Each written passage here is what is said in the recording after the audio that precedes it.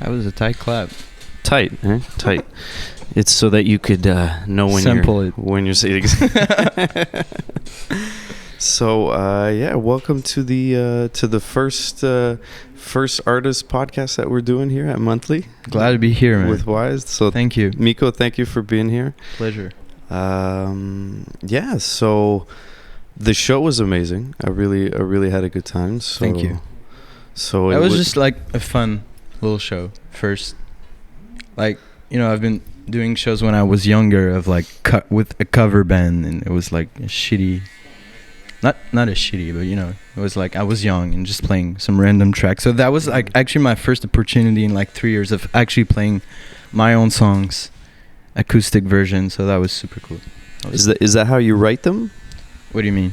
Just do you me write, and yeah. Do you write them just you and a guitar? It depends. Most of it, like usually the ideas come first at the guitar.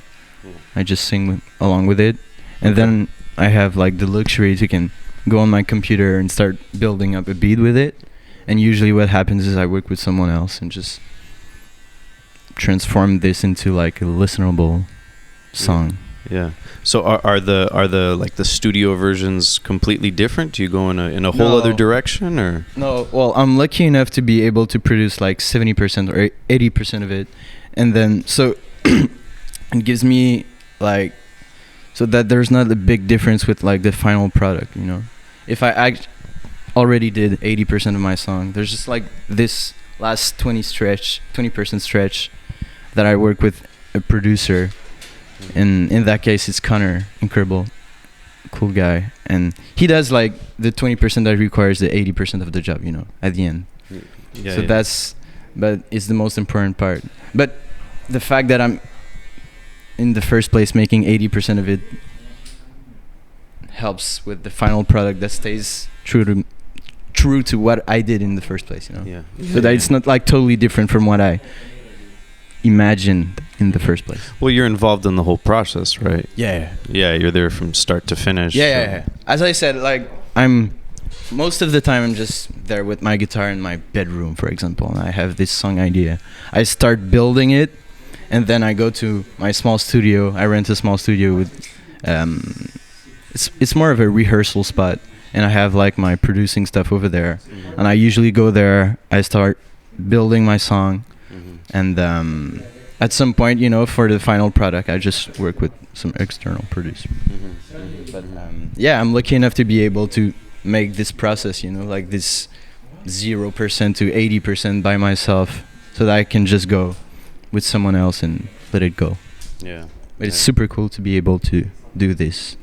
Yeah, to dive into your part of it, and to collaborate with other people is exactly. But awesome. It's so much easier these days, like in 2019, to just be able to grab a computer and a cheap mic or whatever it is and just build something. Like 20 years ago, it wouldn't have been as easy as it is today.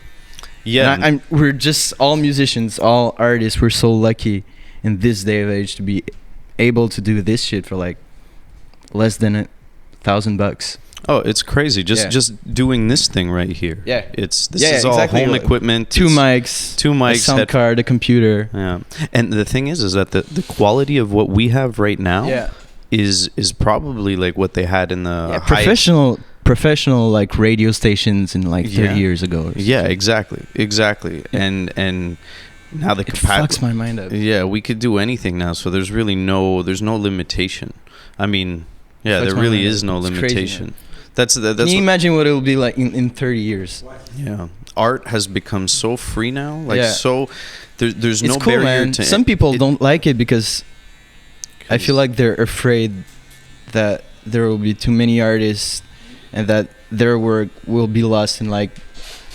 You know what I mean? Like, it gets watered down. But I fuck with it. It's cool, man. That everyone is. I feel like it's one of the first time that it's finally equal to everyone. If you have talent, if you love making music, you can do it.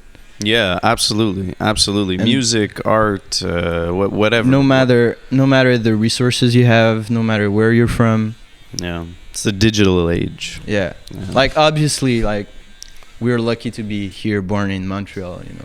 It's not the same thing. Yeah. I don't want to say everyone's equal because that's not true. No, but in the Western world, you know. Yeah, exactly. Yeah, no, for sure. Now it's all you need is a computer, and everything else kind of fits itself after that. And love for what you do, man, is the most important thing. Yeah. If you don't love what you do. Well, what tell us? Tell me about what you love about music. What do you love about dude? About recording, about writing? Yeah, I'd say like my favorite part. Yeah. I'd say for now my favorite part is being in the studio, but I can't tell really because I haven't started making like cool shows with a band and like cool venues and stuff. So that might change my mind once I'm getting there. Like making cool shows with a bunch of people that fucks with your music and sing your lyrics. That must be crazy, man. Just doing like huge festivals and stuff like in summertime outside with the beer. Well, how did it feel in Quebec? You went to that was cool, man. Festival Yeah. I'm lucky enough to be able to play with friends now that are doing that type of shit, and it just it fuels my need or my it fuels my need to do that type of shit because that's so cool experience, man. In Quebec that was super cool. It was on one of my best friend's Saran's show, and he's just an incredible artist, and he likes me to invite me on the stage and just fuck around with like matchups and just random songs that we didn't really practice or anything, and that just makes it super cool, and people like it when they're just like a random person jumping on stage. Oh yeah, that's awesome. Like, a random person. Woohoo! You think they picked you out of the crowd? Yeah. You just know all the lyrics. But that's cool, like I will do the same thing with like friends and stuff because that makes it more enjoyable for everyone, and us too. We have like fun fact in Quebec, Mike Clay, one of our good friends too, was in Quebec. He was performing the day before, and he just texted me, "Yo, I'm still in Quebec. Do you guys want to hang?" And hang, said, aka do a show together. Yeah, kinda. so finally, he ended up being on the stage at the end. Saran invited him, and so we just did like a song, the three of us plays the best for like just hyping up the crowd. That was super cool, man. He's on fire. He's on fire. That was good, like one of the coolest thing of this summer, man. Yeah oh, that's good. That's good. But yeah, definitely it just fuels my need to do that type of shit. Like I can't wait to do like big shows and stuff. That'll be sick. Yeah, you feel hungry? You feel hungry 100%. Right now? Yeah. That's why I say for now my favorite part of like the process is being in the studio, because I just love it, It's the only time I really feel like myself, and I have like my Logic sessions is my empty canvas, and I just paint all over it, and that's super sick. But I feel like eventually I will really enjoy like making cool shows and like touring with my band, and I'll be sick. But it's really cool what you said there, that you feel like yourself there. That's important to find a place where you feel like yourself, where you're not forcing anything. It's really like pure love, and you're just in the moment of being pure like that. That's you're lucky if you found that. And I feel like that's why I wanted to produce in the first place, because like 2.5 years ago I started producing, and it's really at that point that I felt that I really fell in love with music, like 2.5 years ago. I was like, oh shit, that's really what I want to do for the rest of my life. It just hit you. Shit. What? It just hit you. Because the thing is that I started making music when I was 14 or 15, like playing the guitar and started singing. But then there's like this weird gap between 14 years old and 18, 19 years old. And I started producing when I was about 19. I was like, oh shit, that's it. And And before you started playing, there was nothing? Did you feel like music was part of your life? No, that's super weird, man, because both my parents are musicians. And from like my early life, I can recall my parents trying to put me in like music courses and guitar courses, piano courses, whatever it is. And I didn't like it because I didn't want to be like them. And that was like a super weird process in my head. I just didn't want to be like musicians like them. And so at some point they just stopped trying to put me in music courses and stuff, and like I remember just getting out of like a guitar courses, like almost crying, and I don't want to go there anymore. And so that's how it ended. And a few years later, like I was about 7 at that time, I think. So about 14, 15 years old, my brother gave me his guitar. And he just showed me like basic chords. I think I just covered like a Jean Leloup song, who's like a Quebec known artist. Yeah. And I just can't explain it. It was so easy and fun, and I just never stopped since then. And afterward, I was lucky enough to have like a bunch of good friends who played the guitar, who was already involved in music in some ways, who taught me like the basics and shortcuts, and you can do this instead of this, and that's much easier. And everything flowed so easily. Wow. So all it took was putting a guitar in your hands, eh? Yeah, my brother did. My brother did. Yeah. So it's you know, crazy. I guess it's a sign then, right? Like it's you never know until you try, right? Yeah. You never know until you try. The thing is, I tried when I was younger, but I hated it. It's just that I think that it was really people change. That's true. But I feel like it was maybe the first time I came from myself. Like no one's forcing me to play the guitar.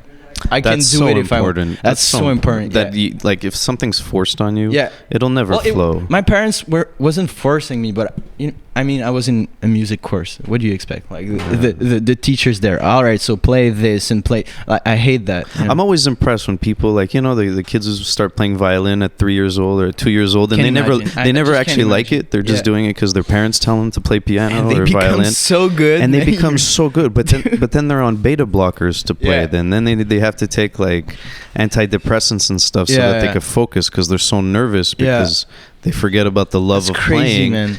That's so different from the music. Apparently, that's a big issue in like classical music. Professional orchestra players, they're all on drugs, that stabilize them because it's super stressful and so much competition. It takes like brain power. I always wondered how that works. In athletes and like people who perform at a really high level. A lot of them start really young because the parents push 4 them. years old. 4 years old, but it's always the parents. You know, like Andre Agassi. You don't make choices at 4 years old. No, you don't. You don't make any choices. The parents make the choices for you, and they 100%. force a certain vision. And I'm always interested as to like what brings out better results. Andre Agassi, the tennis player. Yeah. Well, like he's one of the only Agassi's that's like on good terms with his father because he pushed all. Oh, really? Kids. I didn't know. Yeah, the father like took a job in a hotel I think I heard that story, to get access to the hotel's tennis courts, and he would play tennis with the kids before and after his shift, and like he pushed everybody. And would you be like that as a parent? Would I be like that? I don't think I would be able to be like... I know, maybe if I... No, I wouldn't. Maybe you would. Maybe, I don't know. The kid's a wonderkin, like a virtuoso, but no, you can't force somebody. That much. Depends on how much we need the money, I guess. Yeah. No, that's a joke. Yeah. Fuck, man. No, you can't force somebody. I mean, if my kid had extraordinary talent and it was just obvious... And it would just be like, hey, just give it a try. But that's probably what he did. He saw that his kid has... No. He was squeezing them. Okay, squeezing them. That's why he had rough relationships with the other kids. But the thing is that it worked. So can Andre... Is it worth it? Yes, that's the thing. As Andre Agassi, do you appreciate what your dad did? Or are you mad at him? I think they're on good because terms. Once you're successful, it's different, Like you have the money, you have you have everything. Yeah, and then you're fucked up. Then you're traumatized from a whole life of like pressure. That's my point. Do you appreciate what your dad did, or are you mad at him? I don't know. It's a good question. I think it's a bit of both. I'll never know because my parents never pushed me to do anything, and I'm happy like that. Well, see, that's I'm happy great. my parents let me do whatever. No, same here. Same here. But I don't know. It's a good question, man. Yeah.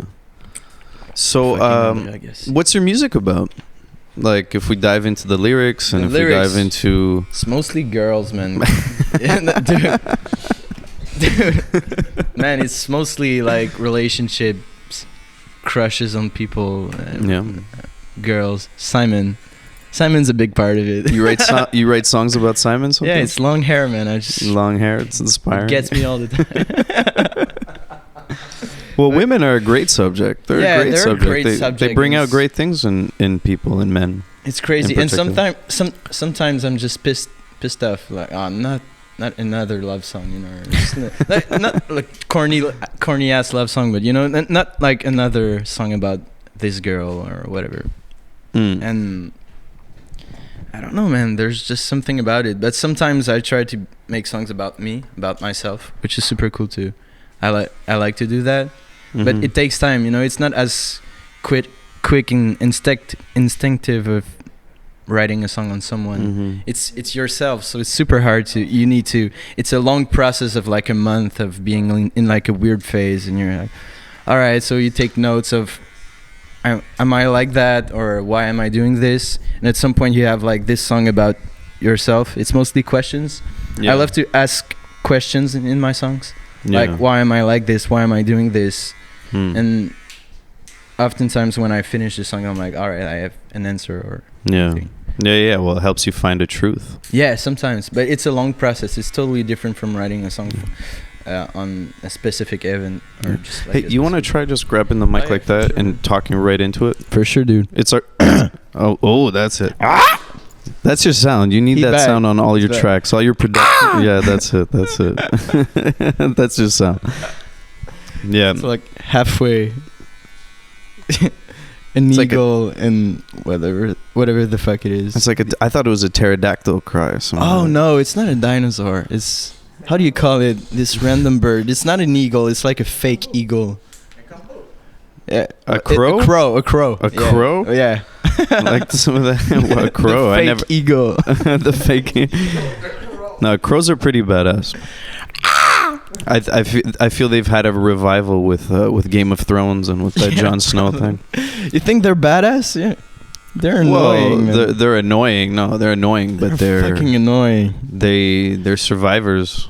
They're definitely survivors. Yeah. No. Birds have it rough. Birds are rough with each other. Birds have it rough. They do. Watch some bird documentaries. They'll see how it's not easy. It's not easy being a bird. It's not. Some of them got it easy. Some of them just got the view, but a lot of them it's rough, man. It's not easy being a pigeon. Other birds will come and get the pigeon. I don't know. I've been watching too much of Nature is Metal, you know. It's not easy being a bird. Abraham. That's a song. Man. That's a song for you. Bird advocate. No, I actually have a phobia of birds. Like, I don't want to touch a bird. It's not easy. You went from being like the bird lover advocate and working for the government type shit from like the guy who can't stand. No, I'm not can't like, stand the bird. I wouldn't have pigeons on my roof type of thing. You know, like Mike Tyson has pigeons on his roof and he cuddles with them and stuff. No, I can't do that. Man. I can't touch a bird. It's a thing. Can you pet a bird? I never touched a bird either, man. I don't know. Like a parrot? No, never met a pirate. Maybe a parrot. It's really a hard task to just touch a bird.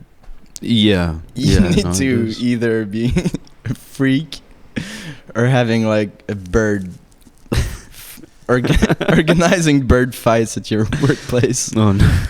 Simon's that close from being that guy. We don't do cockfighting. No cockfighting at the shop. Oh wow, man.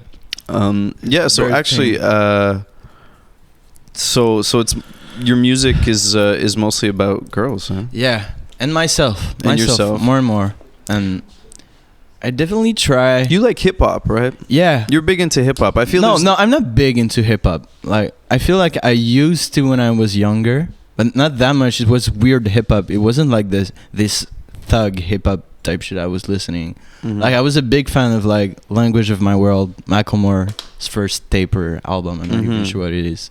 Oh, so there's still like there's a big pop sensibility in what you like. 100%. In what you do. Yeah. That's good.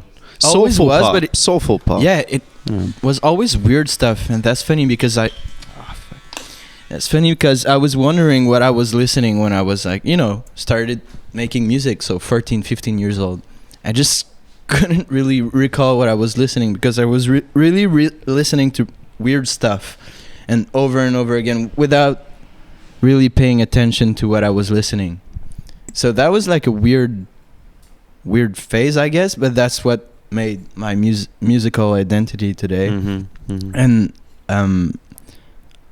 I always loved, like, you know, pop structures with like 4-chord songs. Well, but not necessarily 4-chord songs. You know, like this verse, pre-chorus, chorus, verse, pre-chorus, bridge. That way. You know, that way. It just fucks with your brain. It's like the perfect structure for music, and then definitely works. Yeah, it always works, and you don't have to stay on this path of like making a pop song. You can go then left on so many other elements, like in your music, in your instruments, in your, like, the way you'll put it. But if you just keep that structure, there's just some genius about this fucking structure. So I really love when things are squared in that way.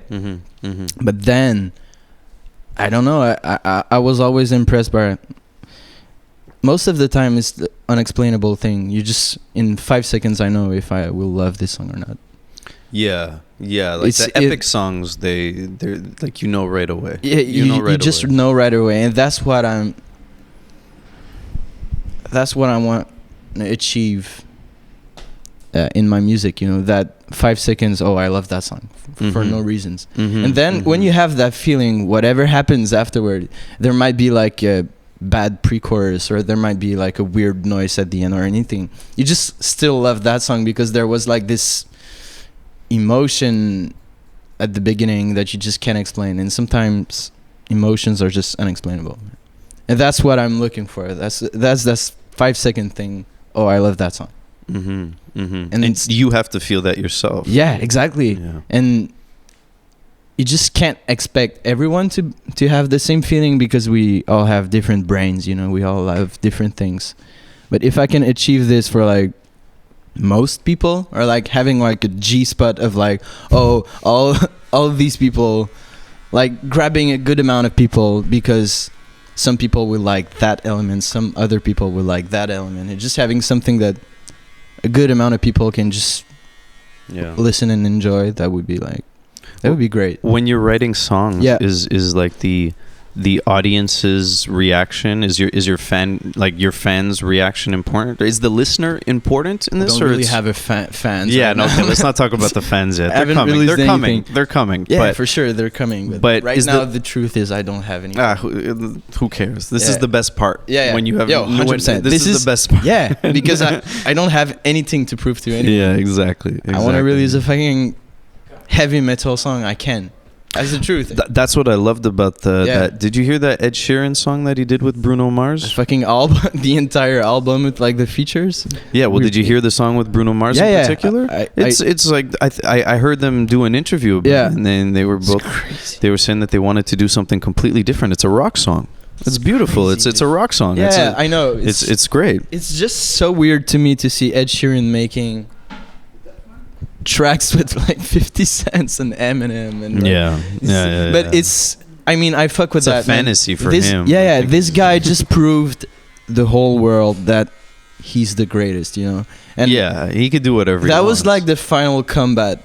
Like, I made like 14 years old cry like years ago on like a folk album, and then I did this pop thing, and now I just did a feature with all the biggest artists in the world. Yeah, exactly. In every genre, so just shut the fuck up. He's inspiring. Yeah, he's inspiring. He's really inspiring. But truth is, I'm not listening to this album because I just don't personally musically like it.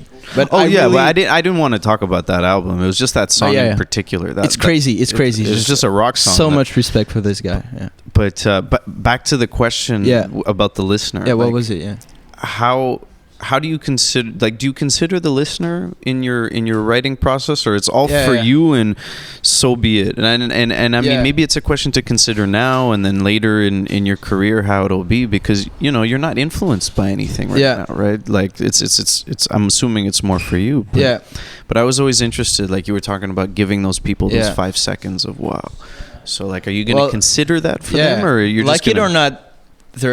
There's an audience, you know, and you want to sell your music to your audience, so you just can't pretend they're not there, you know, because yeah, it's true. Because yes, I'm making music for myself. Yeah. I'm making music for my family, my friends, but that is the cute answer, you know, that oh, that's so cute. Yeah, there is an audience, and of course at that point in my career I haven't put out anything, so it's easier to say I'm making music for myself. But more and more, when I will have a few singles out, you know, maybe an album out, it's hard to say, oh, there's no audience at all. Your audience is expecting something, and you need to deliver in some ways, but it just doesn't have to be. It doesn't have to be like your audience ruling what you're making. That's not what I'm saying. Like, you still make music for yourself, but you just can't pretend your audience isn't True. there. You know? Well, if you're in sync with, if there's like, I'm assuming an authentic connection means that you'll just understand each other. Yeah, if you're really authentic to your music, your audience will be on the. But you'll be on the same page. Yeah, you'll be your audience will be on the same page as you are, which is the goal as a musician. Just making music that is true to yourself, and your audience likes it because it's true to yourself. You know, must be this is the goal, but must be liberating. Yeah, 100%. Must be liberating when you could trust the people who listen to your music. Like, you know why they're listening to your music. Yeah. You know that. You know, there's judgment. Well, there's always judgment. There's always judgment. But I love judgment. Like, I will be the type of guy that will go read the You'll go read negative the comments. Yeah, that's what I'm. And take them to heart. No, it fuels me. It fuels me to, like, all right, I'm gonna do something better, or just gonna. So what? Somebody says Miko sucks. You're corny. Yeah, well, like it won't affect me, or maybe it will, you know. But I know that it will fuels me. Like, that will be like my fuel to making more music and prove them wrong in a way. Yeah. But because at some point, you know, oh, you're good, that's so good, you're good, oh, what a beautiful, like, you know, it's so nice to see all these comments, but at some point it just don't mean anything. You need that little you suck, I hate Miko. Then you go back home and you're like, all right, maybe I do. Maybe I suck, and you do something better, you know? And that's how you just improve yourself and just become a better. Well, without ever getting too high or too low, you know? Random 14-year-old online saying something shouldn't. Well, you want a small proportion of people saying that you suck, because if there are like 95% of the comment on your song is like, oh, Miko sucks, then you probably suck. And you should stop making music. You know? Well, what I've heard is that as humans, we naturally go towards like issues, right? Because we're it's only been, I don't know how long it's been that we don't live in like constant danger of animals and the elements. Maybe, I don't know, 500 years. I don't know, but it hasn't been very long. And as a species, we're always used to finding like grand scheme of thing. It's nothing. We're nothing. Exactly. So like this small. So as humans, I think we always look for the issue and we try to solve it. Yeah. We try to, like, our ideas, our thoughts can often get you know, jump on the issue instead of jumping on what's positive. So you could have probably we tend to just, you know, express our negativity too, like express ourselves when we're mad, or express ourselves when something's not okay. It's like commerce reviews. Like, if you go to a barbershop, you have like a proper haircut. Who's gonna write a review about I had a really cool haircut today. I love Miko. He's a great, but no one's gonna do that. But if you fuck it up, they're gonna go online and type, "Oh, worst barbershop in town." That's how it works. This is just how the brain works, man. Yeah, that's true. I don't know why, but that's how it works, man. And but do you have to do some haircuts right now? Are your clients here? Do I? What time is it? It's that time. Yeah, it's that time. So it's that time. It's that time. Hey, right. Miko, thank you for coming. Oh, don't want to spill the coffee. Thank you, buddy. Yeah, we're going to do some more of these. Yeah, sure. All right. Thanks, man.